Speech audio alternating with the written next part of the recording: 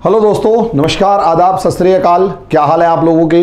उम्मीद करता हूं अच्छे होंगे, सब कुछ कुशल मंगल होगा, सुरक्षित होगा, सब चीज़ें बहुत बढ़िया तरीके से चल रही होंगी और किसी भी प्रकार की कोई बुरी खबर आपके आसपास नहीं होगी। दोस्तों, आज एक बहुत ही तेज़ खबर आई, बहुत ही जिसे कहते हैं कि एक्टिव जो आजकल माहौल चल रहा है, बहुत ही एग्रेसिव माहौल चल रहा है। इंडिया और चाइना के बीच में स्टैंड ऑफ लगातार चलता आ रहा है, सिचुएशंस क्रिटिकल लगातार होती जा रही हैं। ऐसी सिचुएशन के अंदर एक खबर अमेरिका से आई जो कि भारत के लिए बहुत सुखद और चीन के लिए बहुत डरा देने वाली खबर है। खबर ये है कि अमेरिका के जो रक्षा मंत्री या सेक्रेटरी ऑफ स्टेट जिसे आप कहेंगे, वो माइक पोम्पियो, उनका एक स्टेटमेंट आया और उस स्टेटमेंट में उन्होंने कहा कि यूरोप के अंदर उनके जितने भी मिलिट्री बेसिस हैं उनमें से काफ़ी सारा साजो सामान और उन मिलिट्री बेसिस को शिफ्ट करेंगे एक नए एरिना, एक नई जगह पर, जो कि आजकल बहुत ज़्यादा कंट्रोवर्शियल चल रही है और इसका नाम है इंडो पैसिफिक रीजन। देखो दोस्तों, इंडो पैसिफिक रीजन की अगर आप बात करते हैं तो इस इंडो पैसिफिक रीजन को आप इस तरीके से देख सकते हैं कि ये पूरा इंडियन ओशियन और पैसिफिक ओशियन, इस पूरे रीजन को एक ओवरऑल वे में कहा जाएगा इंडो पैसिफिक रीजन। यहाँ चाइना इस वर्ड इंडो पैसिफिक के ऊपर ही सवालिया निशान उठाता है क्योंकि इसे यहाँ पर इंडिया की डोमिनेंस नज़र आती है और वो इंडो पैसिफिक रीजन की जगह इसको कहना पसंद करता है एशिया पैसिफिक रीजन। उसके पीछे रीजन एशिया पैसिफिक, उसके पीछे साफ सी बात है इंडिया को वो ठीक ढंग से उस लेवल पर नहीं देखना चाहता जो कि दुनिया देखे या दुनिया के ऊपर इंडिया का कुछ डोमिनेंस हो। दोस्तों, यहाँ अगर देखें अमेरिका की एंट्री क्यों देखी गई, क्योंकि अमेरिका की एंट्री इसलिए, भाई सीधी सी बात है, इंडिया और चाइना का स्टैंड ऑफ डोकाला 500 और आप एक नया स्टैंड और खुल गया है जिसका नाम है डेप्सोंग। तो ये सारी की सारी सिचुएशंस जहां इंडिया और चाइना की आर्मी एक दूसरे से आंखों में आंखें डाले बिल्कुल सीधे तौर पर खड़ी हुई है, सिचुएशंस जो है वो क्रिटिकल होती जा रही है, हालात खराब होते जा रहे हैं। चाइना ने अपनी आर्मी को अलर्ट पर रखा है, इंडिया ने अपनी आर्मी को अलर्ट पर रखा है। पिछले जो शांति समझौते थे वो सारे समाप्त कर दिए गए हैं। गोली ना चलाने की जो बात थी वो बिल्कुल ख़त्म कर दी गई है और अब क्लियर वर्ड्स में ये कह दिया गया है कि अपने हालात को समझने के लिए भारत ने भी कह दिया, जो कि बहुत शांतिप्रिय तरीके से मामले को सुलझाना चाहता था। मजबूरी में उन्हें भी कहना पड़ा कि भारत की सेना को ये अधिकार दिया जाता है, ये शक्ति दी जाती है कि अपने बॉर्डर की रक्षा के लिए अगर उसे गोली चलानी पड़े तो वो चला सकती है। इसका मतलब ये इंडिकेशन है कि कहीं ना कहीं हालात ख़राब हो रहे हैं। ऐसी सिचुएशन में यहाँ पर यूएसए का रोल अगर आप देखें तो काफ़ी ज़्यादा इंपॉर्टेंट हो जाता है। दोस्तों देखो, मानो या ना मानो, असलियत में यूएसए की जो चाइना के साथ दोस्ती भी है और दुश्मनी भी है। यूएसए कभी भी नहीं चाहेगा कि चाइना इतना ज़्यादा ताकतवर हो जाए कि वो उसको चुनौती दे, और लेकिन चाइना इतना ताकतवर हो चुका है कि यूएसए को उसकी ताकत के नंबर 1 के नाम पर चुनौती दे रहा है। साथ ही यूएसए कभी ये भी नहीं चाहेगा कि इंडिया भी इतना ज़्यादा ताकतवर हो जाए कि चीन जैसे हालात आगे आने वाले समय में इंडिया के साथ हो जाएं। लेकिन समस्या यही है कि इंडिया और चाइना के मामले में अमेरिका कभी भी नहीं चाहेगा कि इंडिया किसी भी तरीके से कमज़ोर पड़े। ये सबसे बड़ी सिचुएशन है, और यही कारण है कि यूएसए जब इंडिया और चाइना का मामला होता है और जब फेस ऑफ होता है तो भले ही वो बीच में न्यूट्रल सिचुएशन को दिखाने की कोशिश करे, लेकिन 1962 वॉर के अंदर जब चाइना इंडिया के ऊपर अटैक कर चुका था, आसाम तक पहुंचने की सिचुएशन आ चुकी थी, ऐसे में अमेरिका ने पूरी ताकत लगाई थी और अमेरिका ने भारत को मदद भेजी। हालांकि वो मदद काफ़ी ज़्यादा कमज़ोर पड़ गई थी, या काफ़ी ज़्यादा वो मदद जो थी वो लेट पहुंची थी और तब तक चाइना वापस जा चुका था, लेकिन फिर भी अमेरिका ने इंडिया को मदद पहुंचाई थी। ये सबसे बड़ी सिचुएशन थी। अब इसे अगर आप इस तरीके से देखें मामले को देखें तो सबसे बड़ी सिचुएशन ये है कि यहाँ पर अमेरिका की क्या पहली बार प्रेजेंस होगी, तो समझ लीजिए अमेरिका ऑलरेडी यहाँ पर मौजूद है। सबसे पहले तो यहाँ डियो गार्शिको नाम की एक जगह है जो ब्रिटेन से अमेरिका ने लीज पर ले ली, क्योंकि ये पूरा जीपीएस सिस्टम अमेरिका का इस्तेमाल कर रहे हैं, तो हमें वो डियो गार्शिको यहाँ पर नज़र नहीं आएगा।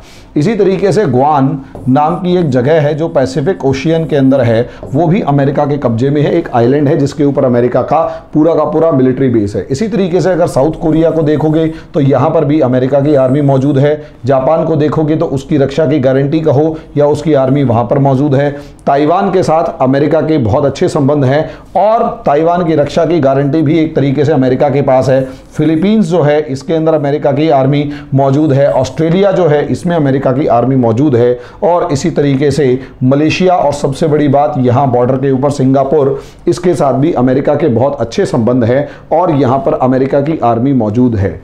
इन गल्फ कंट्रीज में भी बड़ी संख्या में अमेरिका की आर्मीज अलग अलग जगह पर मौजूद है उनकी रक्षा करने के लिए। तो शॉर्ट में अगर ये देखा जाए तो इस तरीके से जहां जहां मैंने आपको बताया कि अमेरिका की और नेवी खासकर बहुत अच्छे तरीके से पहले से मौजूद है और बड़ी संख्या में आर्मी भी मौजूद है। लेकिन जिस तरीके से चाइना अपनी ताकत लगातार बढ़ा रहा है, चाइना अपनी आर्मी को लगातार बढ़ाता जा रहा है, ऐसी सिचुएशन के अंदर अमेरिका के ऊपर दबाव बन चुका है कि यहां पर अपनी ताकत को बढ़ाए। और जिस तरीके से वो इस एरिया साउथ चाइना सी के ऊपर अपना कब्जा कर रहा है और जिस तरीके से यहाँ हांगकांग के अंदर उसने सिक्योरिटी लॉज लगाए और हांगकांग की ऑटोनॉमी को उखाड़ कर फेंक दिया, उसके लिए भी चिंता का कारण है। और इसलिए भी अमेरिका जो है वो कहीं ना कहीं इस लड़ाई में अब खुल के आने को मजबूर हो चुका है। युद्ध का नगाड़ा बज चुका है, हालात खराब होते जा रहे हैं। आज नहीं तो 6 महीने बाद आपको इस तरीके की फेस टू फेस सिचुएशंस नजर आती हुई बनती हुई नजर आएंगी।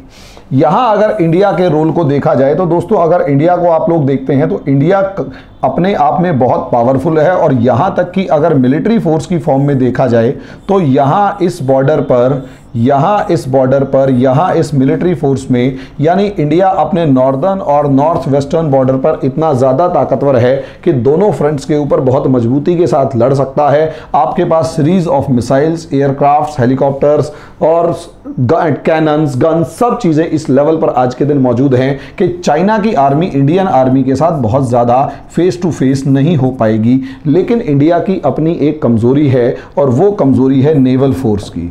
और पहले से शुरू से आज तक अगर आप देखेंगे तो भारत की नौसेना ताकतवर तो है लेकिन चीन के मुकाबले ये काफ़ी ज़्यादा कमज़ोर पड़ती है। जहां चाइना के पास 70 के करीब सबमरीन्स हैं, इंडिया के पास महज 15 हैं। इसी तरीके से वॉरशिप्स उनके पास लगभग 500 से 600 के बीच में है और इंडिया के पास सिर्फ 132 वॉरशिप्स हैं। एयरक्राफ्ट करियर के मामले में आपके पास 2 हैं, चाइना के पास 1 है, लेकिन वो एक अलग मैटर है।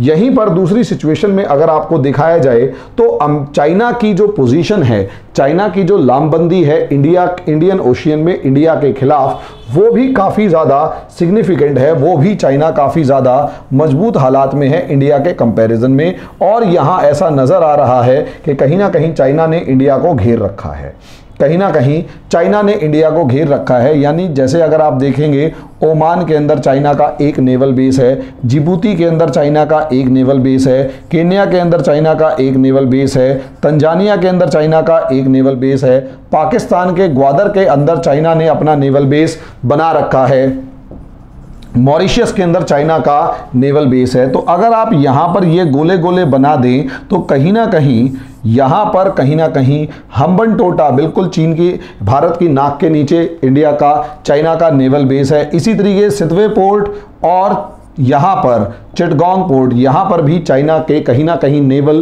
प्रेजेंस आपको देखने को मिलेगी और कोको आइलैंड्स के अंदर भी कहीं ना कहीं चाइना का।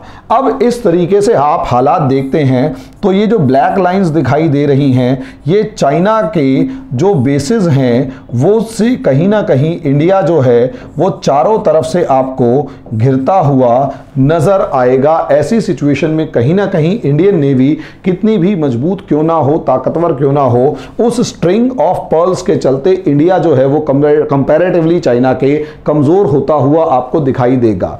हालांकि चाइना की जो पॉलिसी स्ट्रिंग ऑफ पर्ल्स थी, चाइना की जो पॉलिसी स्ट्रिंग ऑफ पर्ल्स थी, उसके बदले में या उसके कंपैरिजन में इंडिया ने गार्लैंड ऑफ डायमंड्स जो था, गार्लैंड ऑफ डायमंड्स की नीति अपनाई, यानी हीरो की माला की नीति अपनाई। लेकिन कहीं ना कहीं वो भी कमज़ोर पड़ती हुई नज़र आती है अगर आपकी नेवल बेस या नौसेना अच्छी ना हो।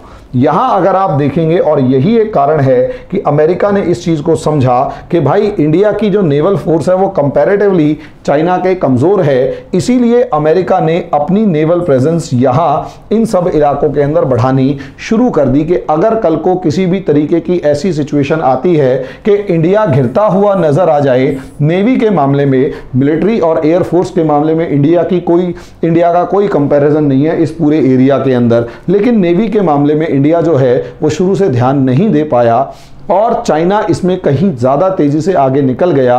चाइना हमसे नेवी के मामले में काफ़ी ज़्यादा स्ट्रांग है, इसलिए भी जिस तरीके से चाइना ने लामबंदी कर रखी है, इंडिया को बचाने के लिए अमेरिका जो है इस सिचुएशन में आगे आया है और खुलकर अपने साजो सामान को इस पूरे इलाके के अंदर इस्टेब्लिश करके नए मिलिट्री बेसेस बनाकर नया हार्डवेयर वहाँ इस्टेब्लिश करने की पूरी तैयारी कर ली है।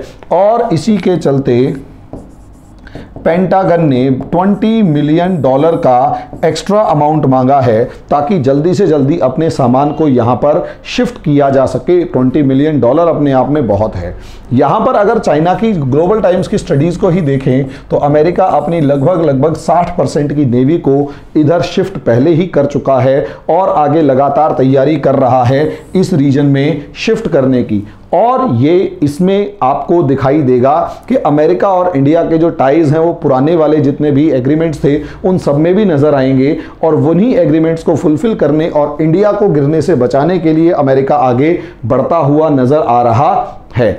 इसमें आप याद रखिए, इंडिया के अमेरिका के साथ डिफेंस टाइज के अंदर जो था, एक था कॉमकोसा, जिसके अकॉर्डिंग इंडिया और अमेरिका के जो वॉर इंस्ट्रूमेंट्स हैं, चाहे वो शिप्स हैं, चाहे वो सबमरीन्स हैं, चाहे वो एयरक्राफ्ट्स हैं, एक दूसरे से डायरेक्ट जो है वो कांटेक्ट कर सकते हैं। दूसरा है लिमोआ, इसके बारे में हमारे वीडियोस आप जो पुराने हैं उन्हें देख सकते हैं। इसके अकॉर्डिंग ये है कि इंडिया जो है वो यूएस के इस्टेब्लिशमेंट्स को इस्तेमाल कर सकता है, यूएस की जगहों को इस्तेमाल कर सकता है और जो यूएस है वो इंडिया की जगहों या इंडिया के सब इस्टेब्लिशमेंट या मिलिट्री बेसिस को इस्तेमाल कर सकता है। चाहे लड़ाई हो चाहे शांति हो, दोनों केसेस में, चाहे लड़ाई हो चाहे शांति हो, दोनों केसेस में इंडिया और चाइना एक दूसरे के मिलिट्री बेसिस को इस्तेमाल कर सकते हैं, मिलिट्री सिस्टम्स को इस्तेमाल कर सकते हैं।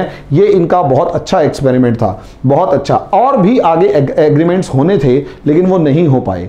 इन एग्रीमेंट्स के चलते दोनों के दोनों देशों के बीच में बहुत अच्छी डिफेंस टाइज आज के दिन चल रही हैं और शायद यही एक रीजन है कि अमेरिका जो है वो कॉन्टिन्यूसली इस एरिया में अपना पूरे के पूरी प्रेजेंस बढ़ाना चाहता है। इंडिया की जो नेवल कमजोरी है, इंडिया की जो नेवी कमजोर पड़ रही है चाइना के मुकाबले, और जिस तरीके से चाइना अपने कुछ दोस्तों को बढ़ा रहा है, ऐसे में इंडिया कहीं कमजोर ना पड़ जाए, इसीलिए अमेरिका ने यहां पर अपनी प्रेजेंस बढ़ाना शुरू कर दिया है कि कल को अगर प्रॉब्लम आए, कल